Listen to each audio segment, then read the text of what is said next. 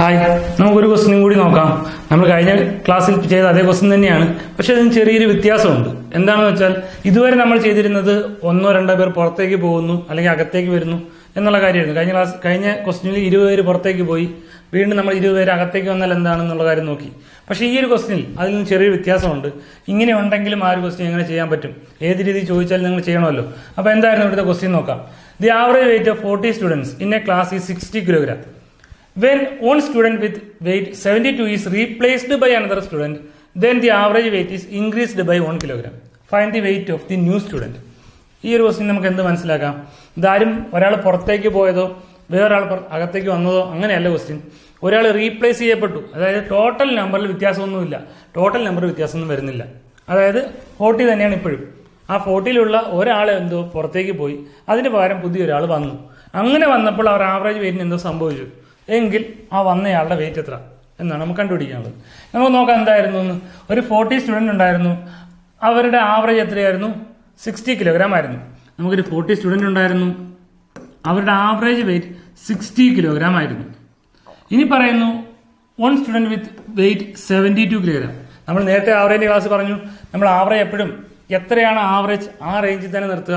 ഇവിടെ ഇയാൾക്ക് എത്ര ഉണ്ടായിരുന്നു? 72 kilogram ഉണ്ടായിരുന്നു. ആവറേജിനേക്കാൾ ഒരു 12 kilogram അധികം ഉണ്ടായിരുന്നു. അങ്ങനെയുള്ള ഒരാളാണ് പുറത്തേക്ക് പോകുന്നത്. ഒരു 12 kilogram അധികമുള്ള ഒരാളാണ് പുറത്തേക്ക് പോകുന്നത്. സ്വാഭാവികമായിട്ടും നമ്മുടെ ആവറേജ് എന്ത് ചെയ്യണം? ഇനി പുതിയതായിട്ട് വരുന്ന ആളെ വെച്ചിട്ട് അത് ഇൻക്രീസ് ചെയ്യുക ഡിക്രീസ് ചെയ്യുക ചെയ്യണം. കാരണം ആവറേജ് കറക്റ്റ് ആയിട്ടുള്ള ഒരാളല്ല പോയത്, അതിനേക്കാൾ ഒരു 12 അധികമുള്ള ആളാണ് പോയത്. അപ്പൊ 72 kilogram ആവറേജ് ഉള്ള ഒരാൾ പുറത്തേക്ക് പോയി. അതിന് പകരം ഒരു ന്യൂ കമർ വന്നു, വേറൊരാൾ വന്നു, പക്ഷെ അയാളുടെ വെയിറ്റ് നമുക്ക് അറിയില്ല. അതാണ് നമ്മൾ കണ്ടുപിടിക്കേണ്ടത് ആ ആളെ. അതെന്താണെന്ന് നോക്കാം. അങ്ങനെ പുതിയൊരാൾ വന്നപ്പോൾ അവരുടെ ആവറേജ് വെയിറ്റ് എന്ത് ചെയ്തു? 1 kilogram ആയിട്ട് ഇൻക്രീസ് ചെയ്തു. ഇയാളെക്കാളും കുറച്ചും കൂടി അധികം വെയിറ്റ് ഉള്ള ഒരാൾ വന്നെങ്കിലല്ലേ ഉറപ്പായിട്ടും ഇനി എന്ത് ചെയ്യുള്ളൂ? ആവറേജ് ഇൻക്രീസ് ചെയ്യുള്ളൂ, കുറച്ചധികം ആവറേജ് ആവുള്ളൂ. എങ്കിൽ എത്ര വെയിറ്റ് ഉള്ള ആൾ വന്നാൽ ഇവരുടെ ആവറേജ് വെയിറ്റ് ഈ പറയുന്ന 40 kilogramമിൽ നിന്നും ഒന്നും കൂടി കൂട്ടി, എത്ര 60 kilogramമിൽ നിന്ന് ഒന്നും കൂടി കൂട്ടി 61 kilogram ആകും എന്ന് കണ്ടുപിടിച്ചാൽ പോലെ. അതിന് എളുപ്പവഴിയുണ്ട്. ഒന്ന് നോക്കിയാൽ മതി. ഈ 72വിനേക്കാൾ ഈ പറയുന്ന 40% ഒരു 1 kilogram വീതം അധികം കിട്ടണം, എങ്കിലല്ലേ 41 ആവുള്ളൂ. അപ്പൊ 40% ഒരു 61 കിട്ടണമെങ്കിൽ എത്ര കിട്ടണം? 40 into 1, 40% ഒരു 1 kilogram വീതം അധികം വരണം, എങ്കിലല്ലേ 61 ആവുള്ളൂ. ആ 40ക്കകത്തുള്ള ഒരാളാണെന്ത്? ഈ 72. ആ 40ൽ തന്നെ ഒരാളല്ലേ ഈ 72. അയാൾ പുറത്തേക്ക് പോയി, അതിന് പകരല്ലേ വേറെ ആൾ വരുന്നത്. പക്ഷേ ഈ 72 എന്ന് പറഞ്ഞാൽ ഈ 40യേക്കാൾ എത്ര കൂടുതലാണ്? ഒരു 32 അധികമാണ്. ആൾറെഡി ഒരു 32 അധികമുണ്ട്. അങ്ങനെയാണ് പുറത്തേക്ക് പോയത്. എന്നിട്ട് വേറൊരു എക്സ്ട്രാ പേഴ്സൺ വരണം എങ്കിൽ ഇതിന്റെ നെറ്റ് വാല്യൂ ആയിരിക്കും എന്ത്? പുതിയ വന്നയാൾ. അതെങ്ങനെ ചെയ്യാൻ പറ്റും എന്ന് നോക്കാം. അത് നോക്കുന്നതിന് മുമ്പ് ഇതിലൊരു ഇക്വേഷൻ ഉണ്ട്. ആ ഇക്വേഷനും കൂടി നിങ്ങൾക്ക് പറഞ്ഞു തരാം. ആ ഇക്വേഷൻ എന്താണെന്ന് നോക്കാം. നമ്മൾ കഴിഞ്ഞ ക്ലാസ്സിൽ പറഞ്ഞില്ലേ old average plus or minus, അതേ ഇക്വേഷൻ തന്നെയാണ് ഈ റീപ്ലേസിംഗ് ക്വാണ്ടിറ്റി വരുന്നത്. ഇവിടെ റീപ്ലേസ് ചെയ്യപ്പെടുകയല്ലേ ചെയ്യുന്നത്. അങ്ങനെയാണെങ്കിൽ replacing element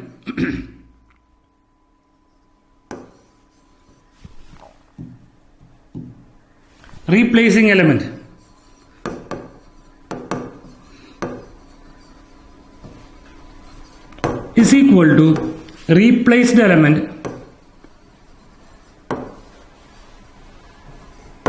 plus or minus, ബാക്കിയെല്ലാം നമ്മുടെ പഴയ ഇക്വേഷൻ്റെതുള്ളത് തന്നെ.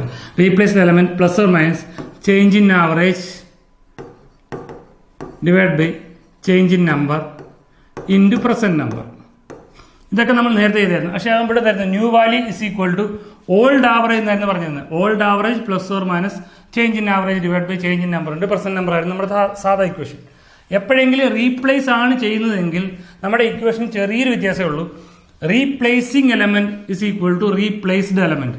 ഈ റീപ്ലേസ്ഡ് എലമെന്റ് എന്ന് വെച്ചാൽ പുറത്തേക്ക് പോയ ആളും റീപ്ലേസിംഗ് എലമെന്റ് എന്ന് വെച്ചാൽ അകത്തേക്ക് വന്നയാളുമാണ്. ആ ഒരു കാര്യം മാത്രം ഓർത്തി. നമ്മൾ പഴയ കൺസെപ്റ്റ് വെച്ച് ഇതെന്താ നമ്മൾ ന്യൂ വാല്യൂ എന്നല്ല എടുത്തിരുന്നത്. ഇത് ന്യൂ വാല്യൂ തന്നെയാണ്, പുതിയതായിട്ട് അകത്തേക്ക് വന്നയാളാണ്. ഇത് പുറത്തേക്ക് പോയ ആളാണ്. നമ്മൾ നേരത്തെ എന്തായിരുന്നു? ഓൾഡ് ആവറേജ് എന്നല്ല ഇവിടെ എഴുതിയിരുന്നത്. അപ്പം പുറത്തേക്ക് പോയ ഓൾഡ് പഴയ ആൾ പുറത്തേക്ക് പോയി. അപ്പൊ ആ രീതിയിൽ തന്നെ വിചാരിച്ചാലും നമുക്ക് ആൻസർ കിട്ടും. നേരത്തെ ഇക്വേഷൻ ആയിരുന്നു new value is equal to old average plus or minus change in average divide by change in നമ്പറിന്റെ പ്രസന്റ് നമ്പർ. ഇത് നമ്മൾ ചെറുതായിട്ട് നമുക്കൊന്ന് ഈ ഒരു ക്വസ്റ്റിനിലേക്ക് മാറ്റാൻ വേണ്ടി ന്യൂ വാല്യൂന് വരും നമ്മൾ റീപ്ലേസിംഗ് എലമെന്റ് എന്ന് എഴുതുന്നേ ഉള്ളൂ. സെയിം കാര്യങ്ങൾ തന്നെയാണ് ഇക്വേഷൻ. എങ്കിൽ ഈ ക്വസ്റ്റിന് ഇതെങ്ങനെ ചെയ്യാൻ പറ്റും? റീപ്ലേസിംഗ് എലമെന്റ് പുതിയ ആൾ എത്രയായിരുന്നു? പുതിയ ആളാണ് നമുക്ക് കണ്ടുപിടിക്കപ്പെടേണ്ടത്. ഇസ് ഈക്വൽ ടു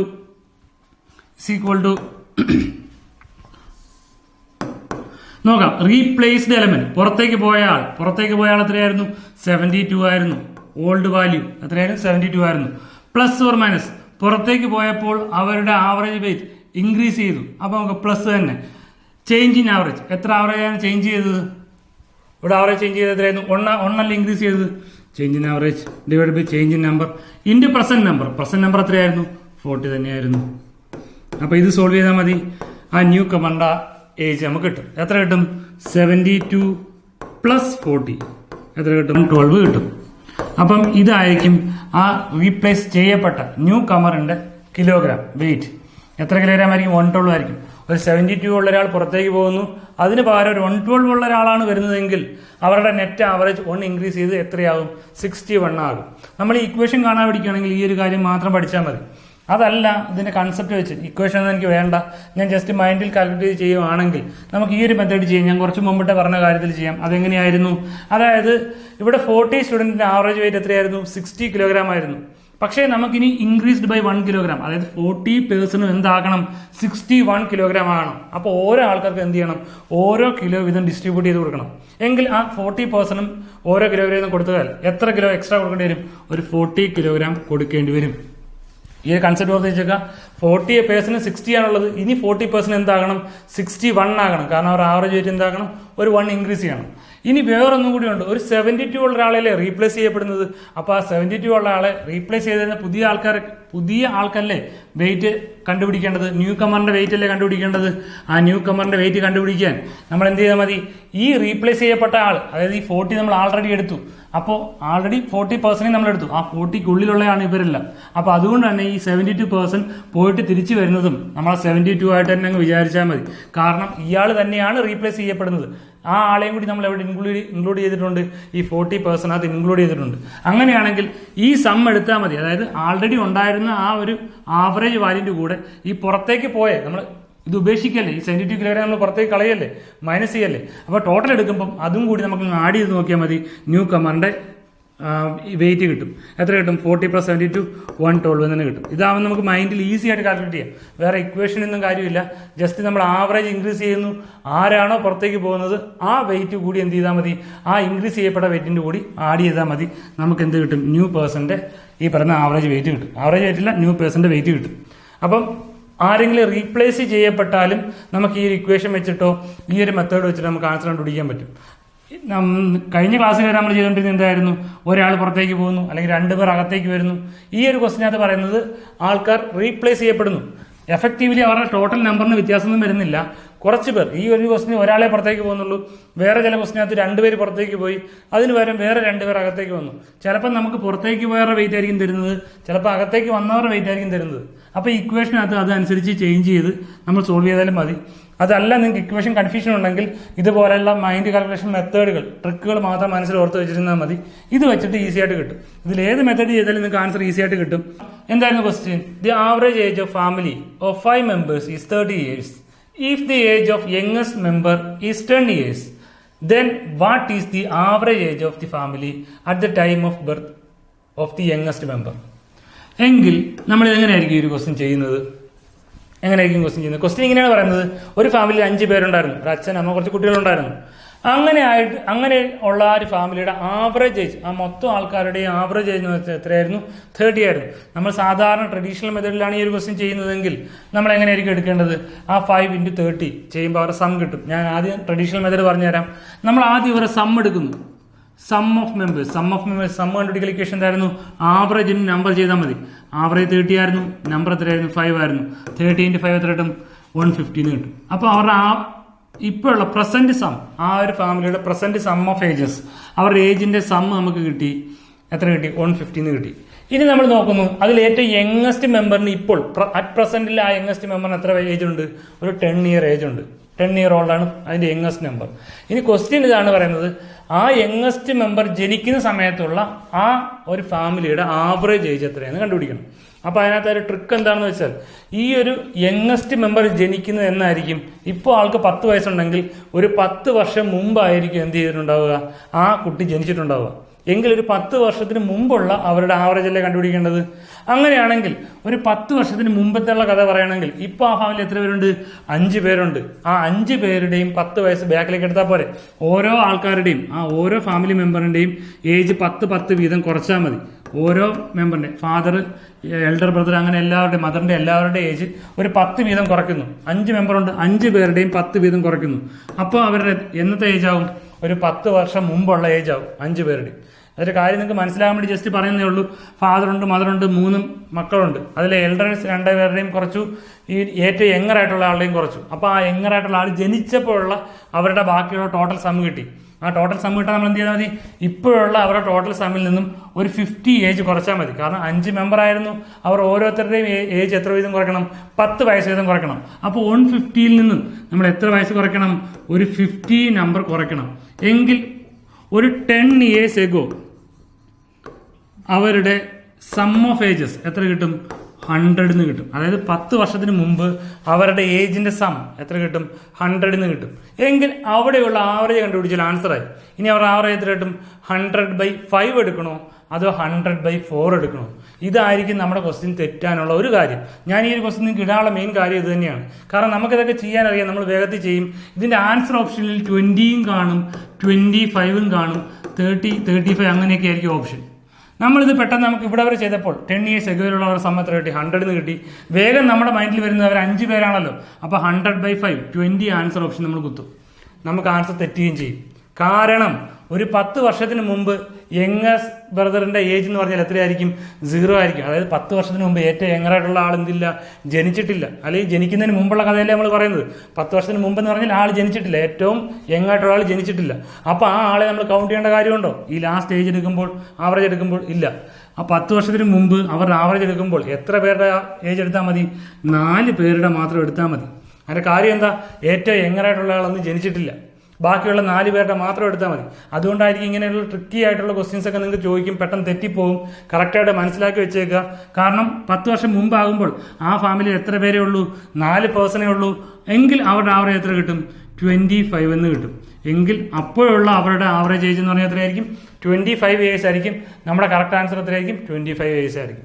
നമ്മൾ വെപ്രാളം കാണിച്ച് നമ്മൾ ആൻസർ ഓപ്ഷൻ തെറ്റിക്കരുത്. അപ്പോൾ ഇങ്ങനെയുള്ള കാര്യങ്ങളൊക്കെ തെറ്റാൻ സാധ്യതയുള്ളതുകൊണ്ടാണ് ഞാൻ ഇങ്ങനത്തെ ഒരു ക്വസ്റ്റ്യൻ ഇട്ടത്. ഇനി ഇതേ ക്വസ്റ്റ്യൻ തന്നെ കുറച്ചും കൂടി എളുപ്പത്തിൽ ചെയ്യാം. അതെങ്ങനെയാണെന്ന് നോക്കാം. ഇത് നമുക്ക് സാധാരണ അറിയാവുന്ന ട്രഡീഷണൽ മെത്തേഡാണ്. ഇതേ മെത്തേഡിൽ തന്നെയാണ്, എങ്കിലും നമുക്ക് വേറെ രീതിയിലും ചെയ്യാം. അതെങ്ങനെയാണെന്ന് നോക്കാം. അതായത് ഒരു ഫാമിലിയിൽ 5 മെമ്പർ ഉണ്ടായിരുന്നു. അവർ ആവറേജ് എത്രയായിരുന്നു? 30 years ആയിരുന്നു. ഒരു 10 years എഗോ അവരുടെ ആവറേജ് അല്ലേ കണ്ടുപിടിക്കേണ്ടത്. അപ്പൊ നോക്കിയേ, ഇങ്ങനെയുള്ള കേസിൽ നമുക്കൊരു 10 years എഗോയിലേക്ക് പോകണം. നമ്മൾ സമ്മൊന്നും തക്കാലം എടുക്കുന്നില്ല. 10 years എഗോയിലേക്ക് പോയാൽ ഓരോ ആൾക്കാരുടെ ഏജ് എന്ത് ചെയ്യണം? 10 വെച്ച് കുറയ്ക്കണം. ഇപ്പോഴുള്ളവരുടെ ആവറേജ് ഏജ് എത്രയായിരുന്നു? 30 years ആയിരുന്നു. ഇപ്പോഴുള്ള അവരുടെ ആവറേജ് ഏജ് 30 years ആയിരുന്നു. ഒരു 10 വർഷത്തേക്ക് മുമ്പിലേക്ക് പോകുന്നു. എല്ലാവരുടെയും 10 വർഷം മുമ്പിലേക്ക് പോകുന്നു. അങ്ങനെയാണെങ്കിൽ അവർ ആവറേജ് എത്രയായിരിക്കും എന്നുവെച്ചാൽ നമ്മൾ കൺസെപ്റ്റ് ഇങ്ങനെയാണ്. ആവറേജ് 30 ആണെങ്കിൽ എല്ലാവരുടെയും ഏജ് എത്രയായിട്ടാണ് നമ്മൾ കൺസെപ്റ്റ് ചെയ്യുന്നത്? എല്ലാവർക്കും 30 വയസ്സ് വെച്ചായിരുന്നു നമ്മൾ വിചാരിക്കുന്നത്. എങ്കിൽ ഒരു 10 വർഷം മുമ്പേക്ക് പോയാൽ ഇവരുടെ എല്ലാവരുടെയും ആവറേജ് എത്രയായിരിക്കും? 20 എന്നായിരിക്കത്തില്ലേ? ഞാനീ പറഞ്ഞ കൺസെപ്റ്റ് മനസ്സിലായോ? ഒരു 10 വർഷത്തിന് മുമ്പേക്ക് പോയാൽ ഈ ഫാമിലിയുള്ള 5 പേർക്കും എത്ര വയസ്സ് വീതമായിരിക്കും? 20 ഏജ് വെച്ചായിരിക്കും. പക്ഷേ അപ്പോൾ അതിലൊരു അഞ്ചാമൻ ഇല്ല എന്ന് ഞാൻ പറഞ്ഞൊരു കാര്യം എന്താ? അപ്പോൾ ഈ യങ്ങസ്റ്റ് ബ്രദർ അന്ന് ജനിച്ചിട്ടില്ല. ഏറ്റവും യങ്ങറായിട്ടുള്ള ആൾ എന്ത് ചെയ്തിട്ടില്ല? ഈ 10 years മുമ്പ് ജനിച്ചിട്ടില്ല. പക്ഷെ അയാൾക്കും നമ്മൾ എന്ത് ചെയ്തിട്ടുണ്ട്? ഒരു 20 year ഡിസ്ട്രിബ്യൂട്ട് ചെയ്ത് കൊടുത്തിട്ടുണ്ട്. പക്ഷെ അത് കിട്ടാൻ വേണ്ടി ആ ആൾ അവിടെ ഉണ്ടോ? ഇല്ല. എങ്കിൽ ഈ 20 എന്ത് ചെയ്യണം? ബാക്കിയുള്ളവർക്ക് ഡിസ്ട്രിബ്യൂട്ട് ചെയ്ത് കൊടുക്കണം. കാരണം ഈ ഒരു പേഴ്സൺ ഉണ്ടോ അവിടെ? ഇല്ല. 10 വർഷത്തിന് മുമ്പ് എത്ര പേഴ്സണേ ഉള്ളൂ? 4 പേഴ്സണേ ഉള്ളൂ. എങ്കിൽ ഈ എക്സ്ട്രാ വന്ന 20 ബാക്കിയുള്ളവർക്ക് ഡിസ്ട്രിബ്യൂട്ട് ചെയ്ത് കൊടുക്കണം. ഈ 20 4 പേർക്ക് ഡിസ്ട്രിബ്യൂട്ട് ചെയ്യണമെങ്കിൽ 24 പേർക്ക് എങ്ങനെ ഡിസ്ട്രിബ്യൂട്ട് ചെയ്യുക?